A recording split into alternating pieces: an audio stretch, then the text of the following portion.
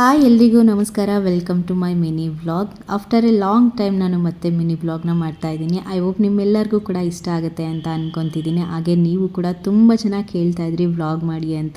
So finally ನಾನು ಈ ಒಂದು ವ್ಲಾಗ್ನ ತುಂಬ ದಿನದಿಂದನೇ ಶೂಟ್ ಮಾಡಿ ಇಟ್ಟಿದ್ದೆ, ಬಟ್ ನನಗೆ ಎಡಿಟ್ ಮಾಡಿ ಅಪ್ಲೋಡ್ ಮಾಡೋದಕ್ಕಾಗಿರಲಿಲ್ಲ. ಇವಾಗ ಅಪ್ಲೋಡ್ ಮಾಡ್ತಾ ಇದ್ದೀನಿ. ಆ ಟೈಮಲ್ಲಿ ಯಕ್ಷಿತ್ಗೆ ಸ್ಕೂಲ್ ಇನ್ನೂ ಓಪನ್ ಆಗಿರಲಿಲ್ಲ, ರಜಾ ಇತ್ತು. ಯಕ್ಷಿತ್ಗೆ ಸ್ಕೂಲ್ ರಜಾ ಇದ್ದಾಗ ನಾನು ಯಾವಾಗಲೂ ಅಷ್ಟೇ ಲೇಟಾಗಿ ಎದ್ದು ಫ್ರೆಶ್ ಅಪ್ ಆಗಿ ಅದಾಗಿದ್ಮೇಲೆ ಇಬ್ಬರು ಒಂದೊಂದು ಲೋಟ ಬಿಸಿ ನೀರನ್ನ ಕುಡಿದು ನಾನಿಲ್ಲಿ ಅವನಿಗೆ ಹಾಲು ಕಾಯಿಸ್ಕೊಟ್ಬಿಟ್ಟು ನಾನು ಕೂಡ ಕಾಫಿ ಮಾಡ್ಕೊಂಡು ಕುಡಿದ್ಬಿಟ್ಟು ಸ್ವಲ್ಪ ಬಟ್ಟೆಗಳಿತ್ತು ಅದನ್ನೆಲ್ಲನೂ ಕೂಡ ಮಿಷಿನ್ಗೆ ಹಾಕ್ಬಿಟ್ಟು ಇವತ್ತಿನ ಬ್ರೇಕ್ಫಾಸ್ಟಿಗೆ ನಾನು ದೋಸೆ ಮಾಡ್ತಾ ಇದ್ದೀನಿ. ಇದ್ರ ಜೊತೆಗೆ ಚಟ್ನಿ ಮತ್ತು ಆಲೂಗೆಡ್ಡೆ ಪಲ್ಯನ ಮಾಡ್ತಾ ಇದ್ದೀನಿ. ಯೂಶಲಿ ಯಕ್ಷಿತ್ಗೆ ಹೊರಗಡೆ ಹೋದಾಗ ಯಾವಾಗ್ಲೂ ದೋಸೆನೇ ಬೇಕು ಅಂತಾನೆ, ಅದರಲ್ಲೂ ಮಸಾಲೆ ದೋಸೆ ಅವನಿಗೆ ತುಂಬ ಇಷ್ಟ ಆಗುತ್ತೆ. ಅದೇ ಥರನೇ ಮಾಡ್ಕೊಡೋಣ ಅಂತ ಹೇಳಿ ನಾನಿಲ್ಲಿ ಆಲೂಗೆಡ್ಡೆ ಪಲ್ಯ ಮತ್ತು ಚಟ್ನಿನ ಮಾಡ್ಕೊತಾ ಇದ್ದೀನಿ.